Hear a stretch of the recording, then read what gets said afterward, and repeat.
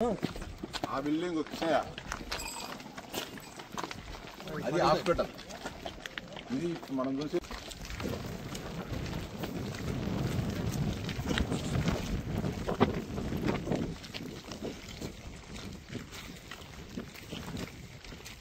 ఇంకోటి రావాలంటే ముందు ఫస్ట్ డాక్టర్లకు క్వార్టర్స్ ఉండేదానికి రెసిడెన్స్ అవసరం. ప్లస్ పిల్లలు ఇక్కడ చేరుతానే, పిల్లలు ఉండాలంటే ఎక్కడ ఉంటారు? బజార్లో పెట్టాం కదా వాళ్ళను, చెట్ల కిందనో కుర్చీలను. ఇవన్నీ ఇవన్నీ హాస్టల్ తయారున్నాయి. పిల్లర్స్ ఉన్నాయి, 5 వేల పిల్లర్స్. ఇవన్నీ ఇంకా కంప్లీట్ కాదు. హాస్టల్ బిల్డింగ్ 2 ఫ్లోర్లు అయినాయి. అయితే అట్నే ఊరికి గోడలు కట్టేసి వెళ్ళిపోయినారు కాంట్రాక్టర్ సంవత్సరం నుంచి.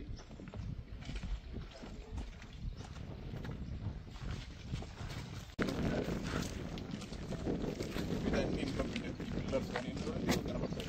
ఇది గవర్నమెంట్ మెడికల్ కాలేజ్ నుంచి ఈ బిల్డింగ్ మెయిన్. ఈ బిల్డింగ్ కనీసం 20% తయారు చేయాలి.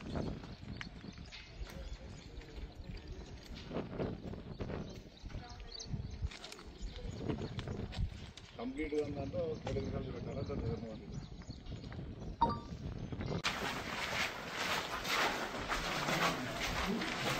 వైఎస్ఆర్సీపీ నాయకులు రాష్ట్రంలో మేము అధికారంలో ఉన్నప్పుడు 17 మెడికల్ కాలేజీలు నిర్మిస్తే వాటిని ఎన్డీఏ కూటమి ప్రారంభించుకోకుండా తాత్సారం చేయడం జరుగుతుందని చెప్పి ఆ పార్టీ అధ్యక్షులు జగన్మోహన్ రెడ్డి గారు, ఆ పార్టీ నాయకులు మాట్లాడడం జరుగుతుంది.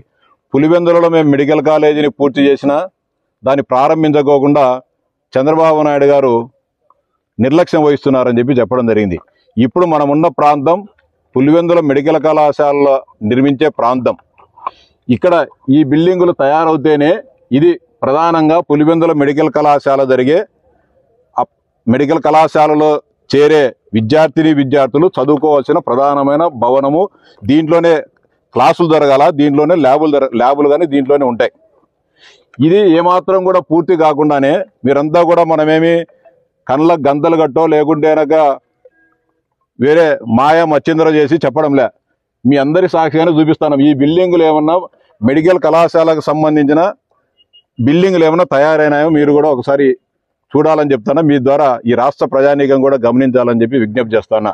540 కోట్ల రూపాయలతో ఈ భవనాలను 4 సంవత్సరాల కిందట ప్రారంభిస్తే ఆయన అధికారంలో ఉన్న 3 సంవత్సరాల వరకు కూడా ఈ బిల్డింగ్లు పూర్తి చేయకోకుండా నిర్లక్ష్యం చేయడం జరిగింది. ఈయన కట్టాడు 2 బిల్డింగులు. ఎడమవైపునున్న ఒక 2 బిల్డింగులు అవి హాస్పిటల్, జనరల్ హాస్పిటల్కి సంబంధించిన భవనాలు కట్టడం జరిగింది. ఈ భవనాలను